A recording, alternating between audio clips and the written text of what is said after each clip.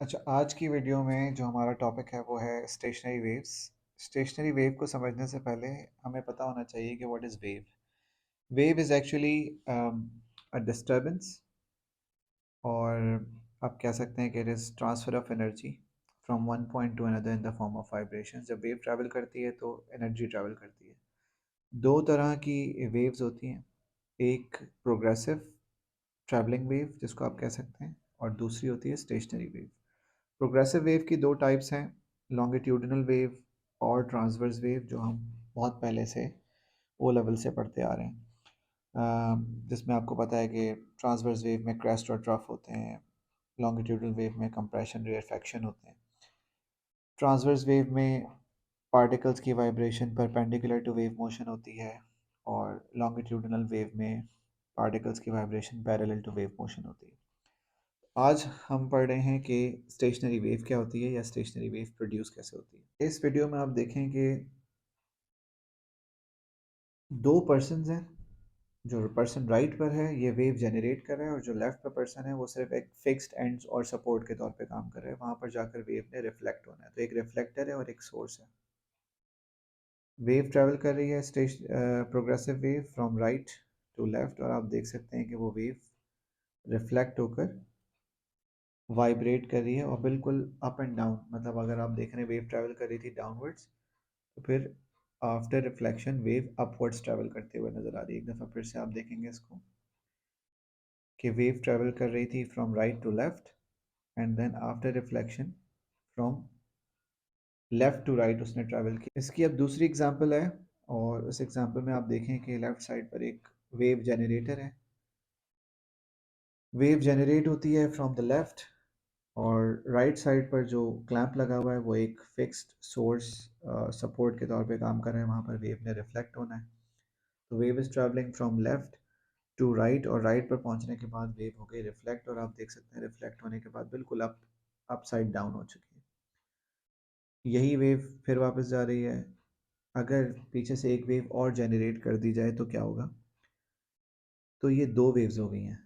आपने देखा कि एक स्टेशनरी वेव पैटर्न बना था थोड़ी देर के लिए। इंसिडेंट वेव जो जा रही थी और जो रिफ्लेक्टेड वेव है, ये दोनों आपस में आकर मिलेंगी, और मिलने के बाद ये इंटरफेयर करेंगी, और इंटरफेरेंस का फिनोमेना पता है आपको, उसमें प्रिंसिपल ऑफ सुपरपोजिशन अप्लाई होगा, विच मीन्स कि एक रिजल्टेंट वेव क्रिएट होगी जो इंडिविजुअल वेव्स की एम्पलीट्यूड्स का सम होगी।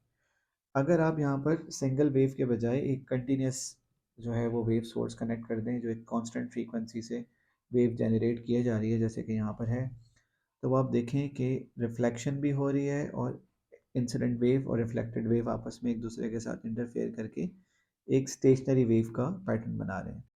यहाँ पर देखें आप गौर से कि ये जो वेव्स हैं, जो आपको कलर नज़र आ रहा होगा ब्लू और रेड, उनके मिलने से एक रिजल्टेंट वेव जो ब्लैक वेव है वो बन रही है, और वो इन दोनों वेव्स की एम्पलीट्यूड्स का, इन दोनों वेव्स के डिस्प्लेसमेंट्स का सम है हर पॉइंट पर। और आप देख सकते हैं इसमें जो रेड पॉइंट्स हैं, ये वो पॉइंट्स हैं जो कभी भी वाइब्रेट ही नहीं हो रहे, अपनी जगह पर बिल्कुल स्टेशनरी हैं, और बाकी पूरी वेव के पार्टिकल्स ऑसिलेट कर रहे हैं अप एंड डाउन, लेकिन ये ऑसिलेट नहीं कर रहे।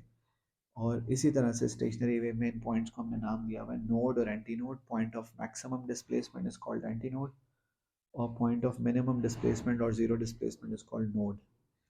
ठीक है, कंटिन्यूसली जनरेट करते रहते हैं और फ्रीक्वेंसी चेंज करते रहते हैं, तो उसमें मल्टीपल हार्मोनिक्स बन सकते हैं, मल्टीपल लूप्स बन सकते हैं।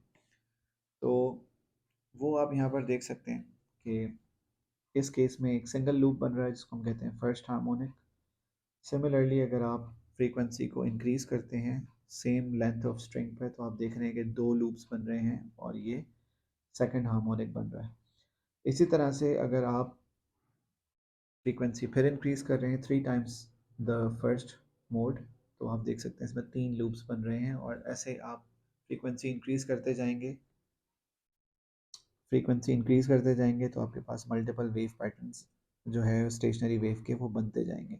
दिस वाज सम बेसिक्स जो क्या कहते हैं, जो रिक्वायर्ड हैं स्टेशनरी वेव को समझने के लिए।